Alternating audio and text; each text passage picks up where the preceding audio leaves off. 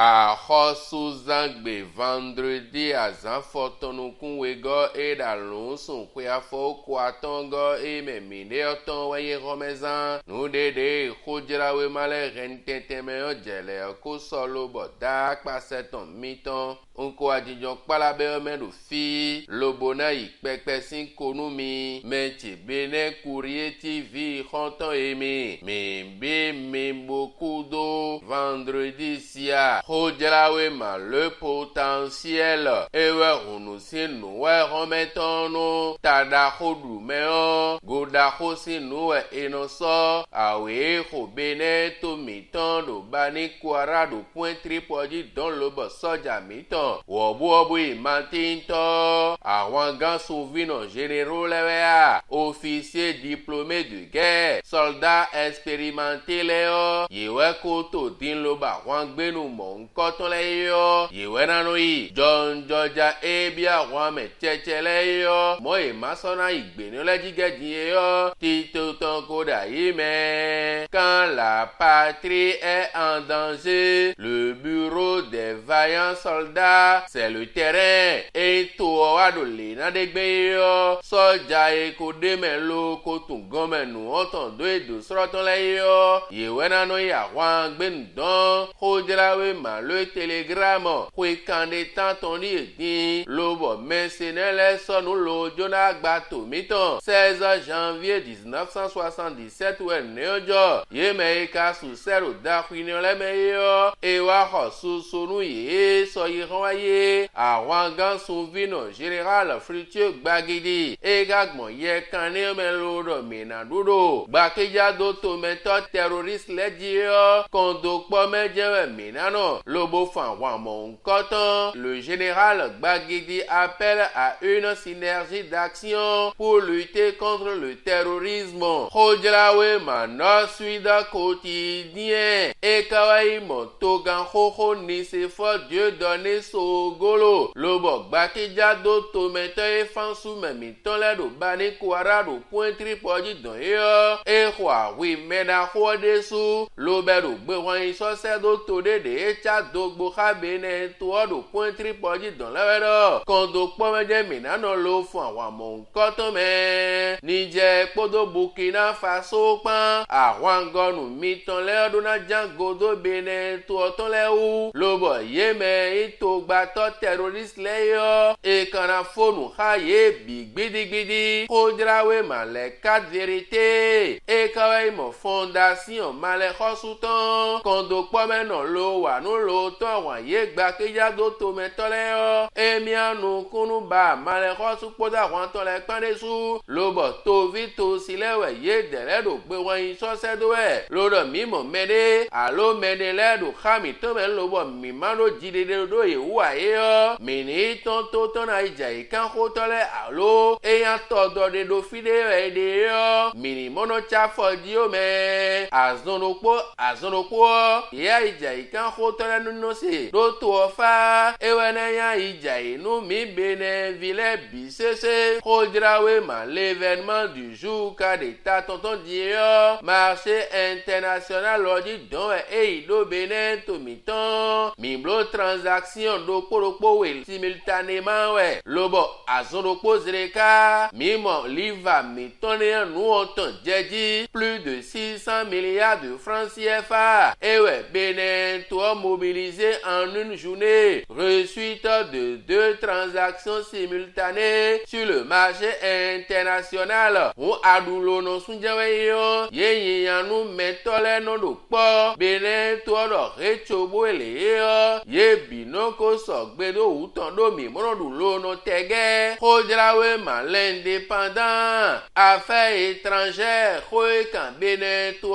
podo to devo le pan yo Olusegun Ajadi Bakari ero kan khoda lene khodesu kata we ko ijono to le din lobo kan tija ero bene to podo kata si to pateti yo ekramla le ton dagbe yo gan ho ito podo kata melekpan yi koro nuton sowe desu titengbe. Khodrawe ma le matinal ka deta tonton zanzan dieo. Edo magasin ejizo. Lo akpakpa ye la waje yo. Eso dobanu leyan yin lobo fi ekhono eje todo. Edo natun dandan. Pakistanais edo magasin dion. Moe manko so kpodo juro koko mero yi kpodo wa koko linu egeme. Eko chan lo jitan. Lo kakole présenté ton nous procurer à son opposé les cas. Khodrawe ma matin libre. Toho dido aliton rodo 2025 nio. Yemen de na terreli lobo inko eton morambu ino 2025 yelo yemen mini aleyo. Khodrawe man de ye eton do fime. Togan Patrice Talon wea. Romia da wadayi. Fruitieux bagidi a wangan souvino. Menako Olivier Boko. Ni se fort Dieu donné Sogolo. Boni Aidie. Rekea Mandugu. Joël Ivo. Philippe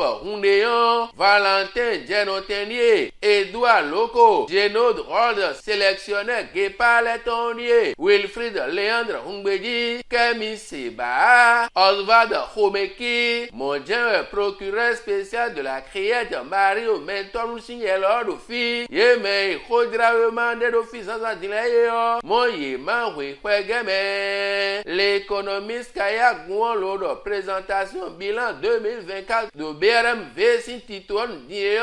Nous conyido et des sous principaux indicateurs leyo. Significatif ou le bourse régional océan paré. Nous nous étant le 2025 qui est Dio.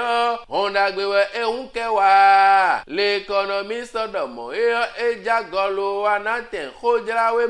Le matin, le Vodun Days 2025 qui te medoua ya isomoniye yo. Yeme wato melo so monukundo akpon na lo glekwe kwota yo. E wado nu rada lene khodion 435 000 visiteurs. Jadi yewe e khadin Vodun Days 2025 435 000 visiteurs. Mobilisation record Khodrawe man sodomona. Khodrawe man la boussole. Aïe son monier le fio mais sinande ton polo borde autant les pans. Toho logbeta FCBE Paul Rumpeton maso tuto de ilobo e kongan e big bidia. Ne kagbon lobo toho logbeta enu e togan hoboni ya ideo. E katodo zo eton ou comme male. Nouvelle cabale de Yahi contre la FCBE et son chef. Khodrawe man le télégramme Diagawa lobo isen dodo basa mit en cours constitutionnel dans lobo imo men oulengantos in rementos Steve Amonsu ton le lobo.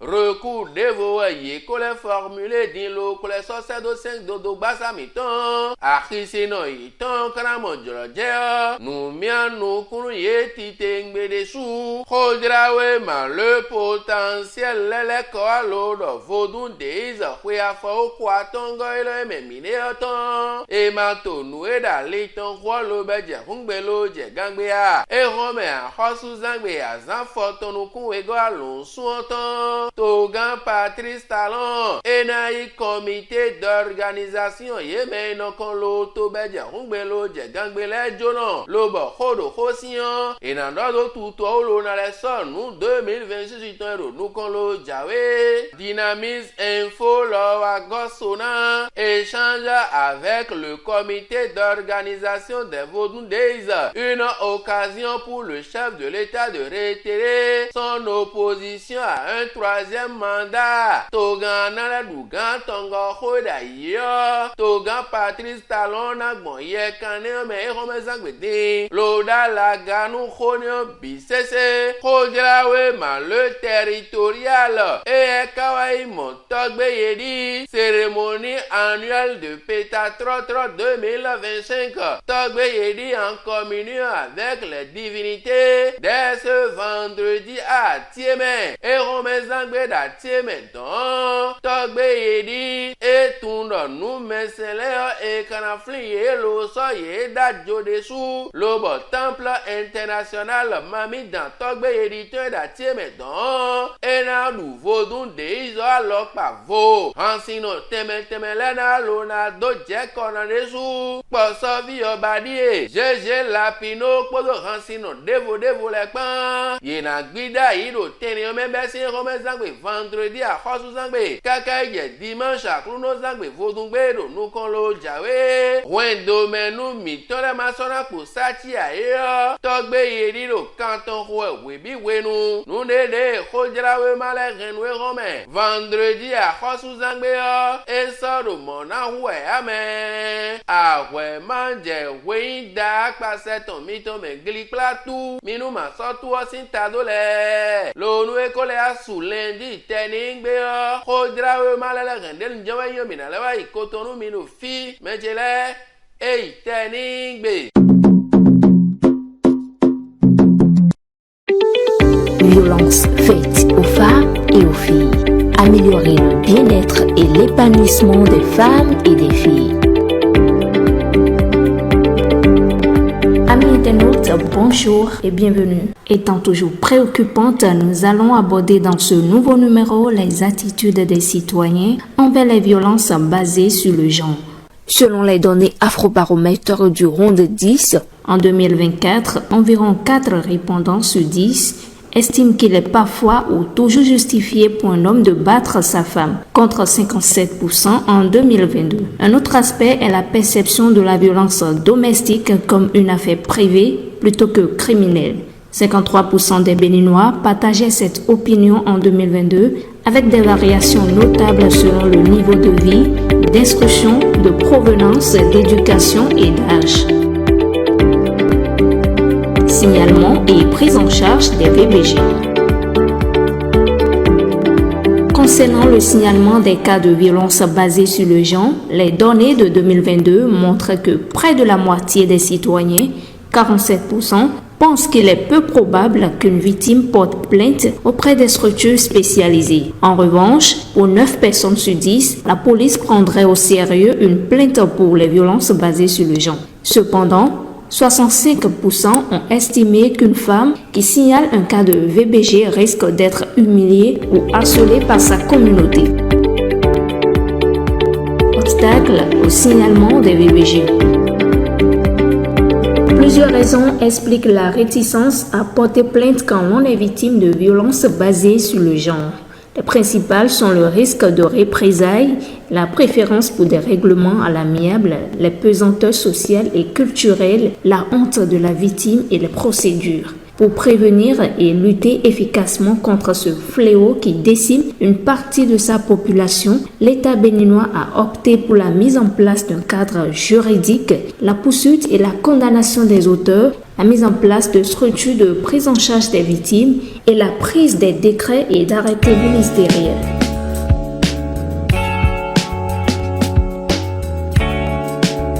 C'est tout pour ce numéro. Merci de l'avoir suivi. D'ici là, portez-vous bien.